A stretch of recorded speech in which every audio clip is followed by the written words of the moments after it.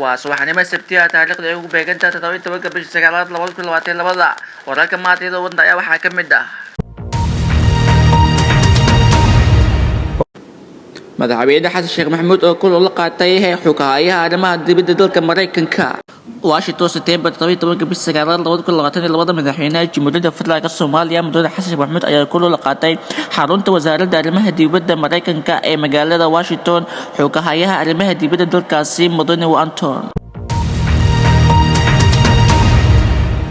madaxweynaha iyo xukuumadda arrimaha dibadda Mareykanka ayaa ka wada hadlay xoojinta xiriirka diblomaasiga iyo iskaashiga ka dhexeeya labada dal iyo taageerada muhiimka u ah dowladda Mareykanka ay siiso Soomaaliya